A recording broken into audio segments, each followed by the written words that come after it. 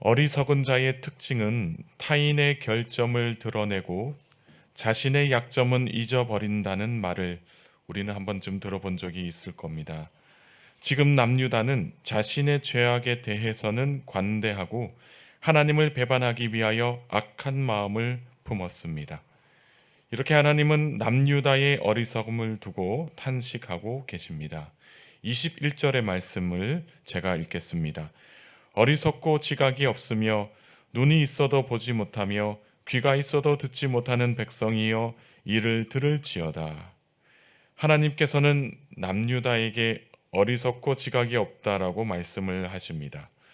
그들은 눈이 있어도 보지 못하고 귀가 있어도 듣지 못하기 때문입니다.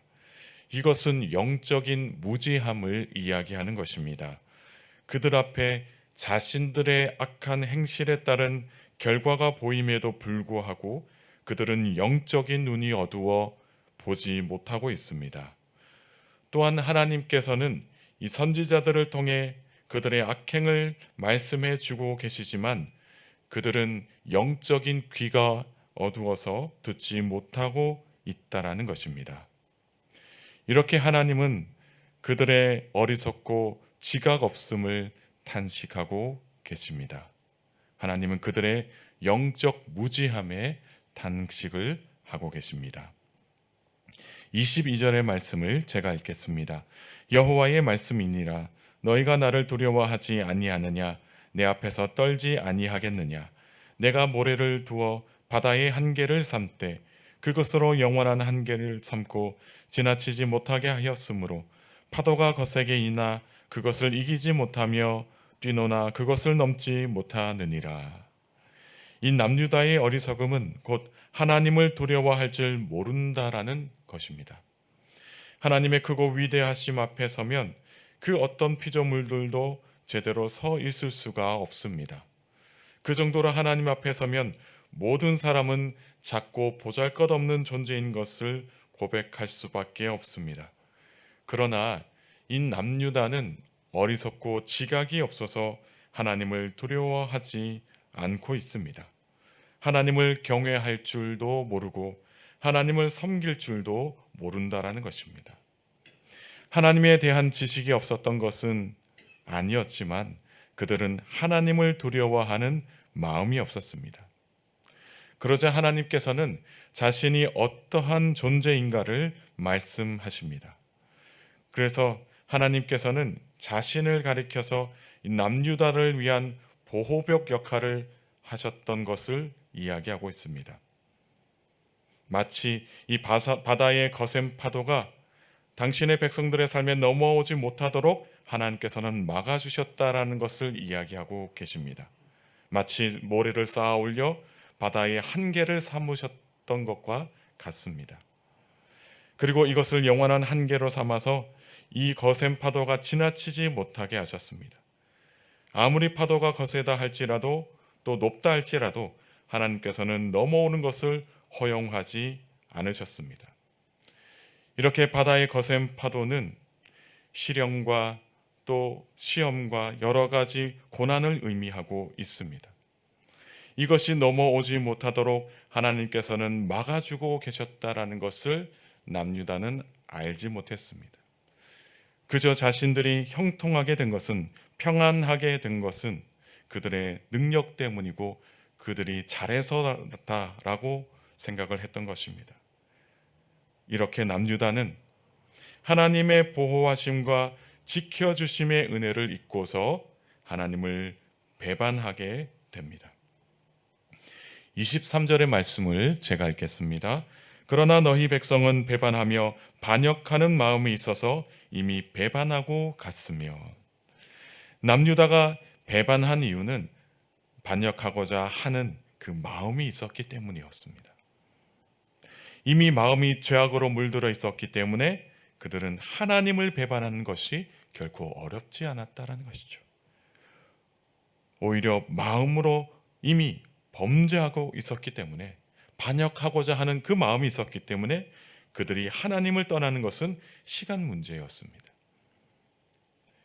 여러분, 때로는 우리가 생각하기를 하나님이 우리를 버리신 것은 아닐까, 하나님이 우리와 함께 하신다면 왜 우리의 마음이, 우리의 삶이 곤고해질까라고 생각이 든다면 그것은 하나님이 우리를 버리신 것이 아니라 우리가 하나님을 멀리하고 있는 것은 아닌지 우리의 신앙을 돌아볼 줄 알아야 합니다.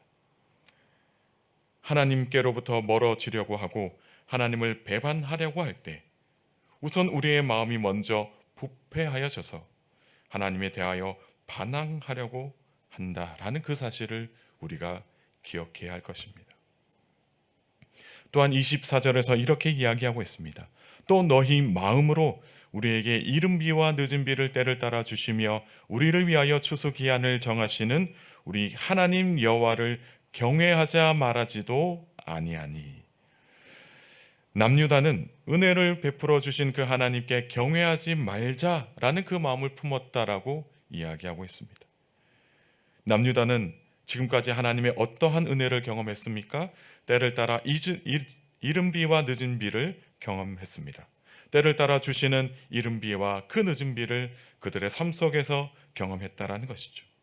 하나님께서 이른 비와 늦은 비를 주시는 이유는 농사가 잘 되도록 삶이 풍요롭게 하기 위해서, 풍성한 은혜를 경험하기 위해서 주신 것이었습니다. 또한 추수 기한을 정하신 것도 당신의 백성들을 위해서 하나님께서 정해 놓으신 그런 것이었습니다. 그런 하나님의 은혜였습니다. 그래서 이스라엘은 하나님의 은혜 안에서 열매를 얻으며 삶의 기쁨을 누리게 하셨습니다. 하지만 남유다는 이렇게 하나님의 은혜에 대해서 감사하게 여기지도 아니하고 귀하게 여기지도 않았습니다. 하나님의 은혜는 당연한 것이다라고 여겨왔다라는 것이죠. 그래서 이른 비와 늦은 비를 당연하다라고 생각했지 이것이 하나님의 은혜다라고 감사하게 여기지 않았다라는 것이죠. 하나님의 은혜를 값싸게 여기면서 하나님께 예배하지도 않았다라는 것이죠. 그러므로 이 남유다의 삶에서 하나님의 은혜가 사라지게 되었습니다. 25절의 말씀을 제가 읽겠습니다. 너희 허물이 이러한 일들을 물리쳤고 너희 죄가 너희로부터 좋은 것을 막았느니라. 하나님보다 우상을 사랑하고 하나님을 배반했던 남유다의 죄악으로 말미암아 하나님의 은혜가 가로막히게 되었습니다. 하나님께서는 늘 우리에게 좋은 것을 베풀어 주시는데 그들의 죄악이, 그들의 허물이 좋은 것을 막았다라고 성경에서 이야기하고 있습니다. 이 얼마나 어리석은 사람의 모습입니까? 남유다가 이렇게 하나님을 배반하고 살았다라는 것이죠. 남유다의 어리석고 지각 없는 그러한 삶을 통해서 하나님의 은혜가 가로막히게 된 것을 이야기하는 것이죠. 26절에서 28절의 말씀에 이렇게 기록되어 있습니다. 내 백성 가운데 악인이 있어서 새 사냥꾼이 매복함같이 지키며 덫을 놓아 사람을 잡으며 세상에 새들이 가득함같이 너희 집들에 속임이 가득하도다. 그러므로 너희가 번창하고 거부가 되어 살찌고 윤택하며 또 행위가 심히 악하여 자기 이익을 얻으려고 송사 곧 고아의 송사를 공정하게 하지 아니하며 빈민의 재판을 공정하게 판결하지 아니하니. 하나님께서는 이스라엘 가운데 남유다 백성 가운데 악인이 있다라고 말씀을 하고 있습니다. 그러니까 모든 백성이 다 악인이 아니고 그 중에 악인이 있다라는 그런 이야기입니다. 이들은 사냥꾼의 매복함과 같이 사람을 잡기 위하여 덫을 놓았습니다. 그렇게 덫으로 잡은 사람들은 마치 세상에 새들이 가득한 것과 같이 많았다라고 이야기하고 있습니다. 이들 악인들에 대해서 이야기하고 있습니다. 어떤 사람들이냐면 사람들을 속여 빼앗은 돈으로 번창하고 거부가 된 사람들입니다. 또한 재판장을 이야기하고 있습니다. 돈과 권력의 눈이 멀어서 송사를 공정하게 하지 않았다라는 것이죠. 특히나 가난하고 약한 자들에게는 불공정하게 판결했다라는 말씀을 하고 계십니다. 이렇게 남유다 안에는 자기 유익만을 위해 살고 있는 악한 자들이 그들 가운데 있다라는 말씀을 하십니다. 29절의 말씀을 제가 읽겠습니다. 내가 이 일들에 대하여 벌하지 아니하겠으며 내 마음이 이 같은 나라에 보복하지 아니하겠느냐 여호와의 말씀이니라. 하나님께서는 불이익을 취하고 불공정하게 재판하는 자들을 가만히 두지 않겠다라고 말씀을 하십니다. 거짓과 속임수로 자신의 재산을 불리고 약한 자들을 돌보기는커녕 억울하게 만드는 이 남유다 백성들 가운데 악인들을 벌하시겠다라고 말씀을 하십니다. 그래서 30절과 31절에 이렇게 기록되어 있습니다. 우리가 함께 읽겠습니다. 이 땅에 무섭고 놀라운 일이 있도다.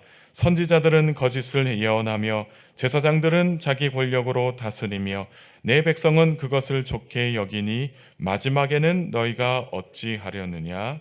아멘. 지금 하나님께서는 남유다를 심판하시겠다라고 말씀을 하십니다.